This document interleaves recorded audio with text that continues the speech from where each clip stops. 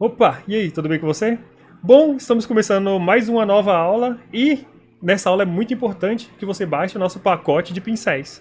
Tá bem aqui embaixo, pausa aqui e vai baixar o pacote de pincel rapidinho para a gente poder prosseguir.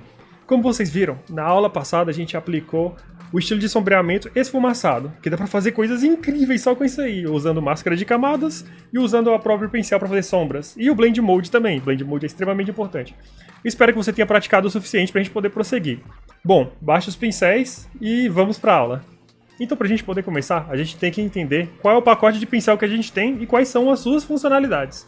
Bom, praticamente a gente está aqui com a tela do Photoshop, eu criei uma imagem de fundo tal qual eu estava usando na outra aula. Inclusive, eu vou até tirar, vou deixar o fundo branco. Vai ficar mais fácil de interpretar o que está acontecendo aqui. E, se você tiver baixado os pincéis, que é necessário você baixar os pincéis, botão direito. Aqui temos nosso pacote de pincel, que é o de 2022, ele que eu criei.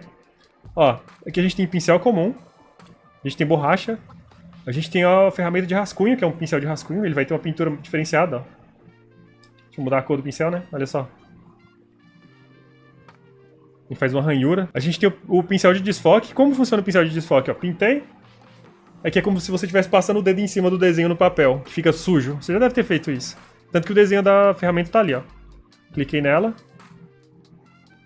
Ela começa a borrar o que você tá pintado aqui. Ó. Ah, como é que a gente vai usar isso? Isso é muito complexo, é muito bagunçado. Calma, que vai dar certo. A gente tem outra ferramenta dessa aqui um pouco mais abaixo, ó. Desfoque mais suave. Vou até jogar um pouco pra cima. Jogar pro lado. Beleza, a gente tá aqui mais perto. Ó, se fizer aqui, ela borra menos. E essa é uma ferramenta que pesa um pouco no seu computador, então até não recomendo muito usar ela, se você for usar ela como principal. Além dos nossos pincéis, aqui no topo eu já tinha explicado para vocês umas ferramentas diferentes, que é suavização, que é o que faz com que atrase um pouco o risco do pincel para que ele remova todo o seu tremido que você faz sem querer com a mão. Principalmente na mesa digitalizadora, que é mais lisa do que um papel comum, né? Você não tem tanta precisão igual, beleza? Ou seja, ele é suavização. Do outro lado a gente tem opacidade. Opacidade serve para quê? Se você diminuiu pela metade, aqui na camada, eu vou pintar. Eu deixei 29, eu vou pintar de 29 aqui de novo, ó. Você viu que ali na metade ficou mais escuro? Significa que nosso objeto está meio transparente. Aí quando um colidiu com o outro, é tipo 29 mais 29. Aí aqui no meio é a soma dos dois, ou seja, vai somando as pinturas. O que a gente mais vai utilizar para fazer esse tipo de sombra que a gente vai aplicar agora é fluxo. Além da pressão que você coloca na canetinha, é quantas vezes você passa ele, você vai escurecendo mais. A quantidade de vezes que você passa vai aumentando a intensidade. Eu vou botar em 50%. Ó. Fiz um risco com 50%, vou botar no 100%. Tá vendo uma diferença aqui já? Ó? O do 100% ficou mais escuro, o do 50% ficou mais claro. Eu vou botar no fluxo de novo, vou botar 50%. Se eu for passando por cima, vai escurecendo mais. É diferente da opacidade. A opacidade eu teria que tirar o pincel e pintar de novo, tirar o pincel e pintar de novo. Aqui não, se você só ir e voltar pintando na mesma linha, ele vai escurecendo. O que significa que, se com 50% ele já está fazendo isso, se a gente reduzir, o que acontece? Vou reduzir para 15. Vamos fazer o teste. Olha só. Aqui é que nem lápis, ó. Você vai riscando e vai ficando mais escuro. Olha que interessante. Beleza, vamos reduzir mais ainda. Vamos fazer com 5. Sim, dá pra usar com 5, olha só.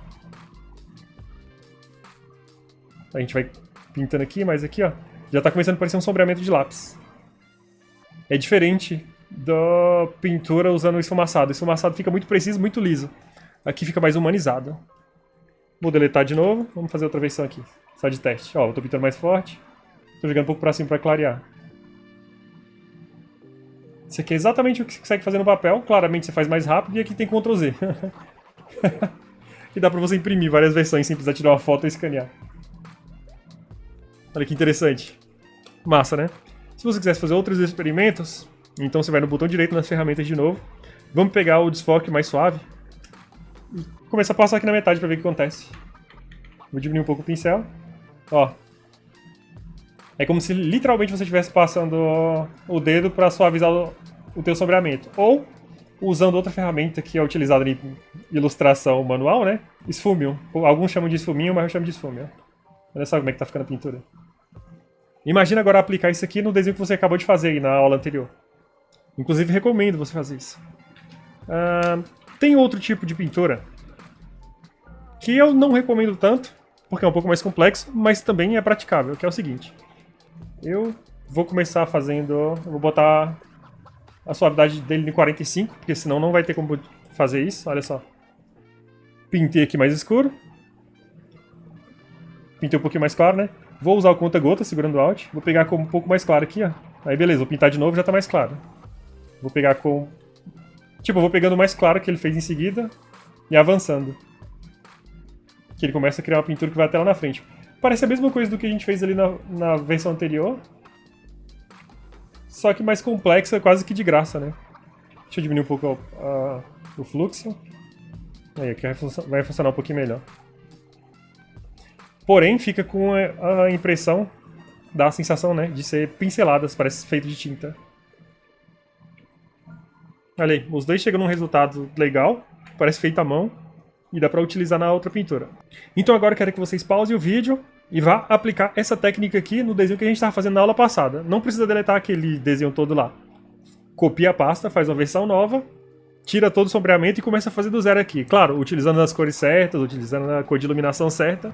Aí depois eu quero ver o resultado que vocês vão fazer. Vocês podem me marcar no Instagram se quiser, se forem publicar. Beleza? Bom, espero que tenha gostado dessa aula. Essa técnica aqui é excelente, já vai para um outro nível de ilustração. Enfim, quero que vocês pratiquem porque é para isso que a gente está aqui, né? Então, vamos lá.